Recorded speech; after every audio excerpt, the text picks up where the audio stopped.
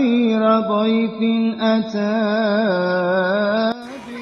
asalaamaaleykum wa rahmatullah nu dikk ak yéen ci naafila bis bi.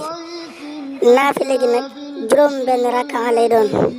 rakka bu ci nekk nga jàng ci fatiha ak inna aataynaakal kawsar fukki yoon.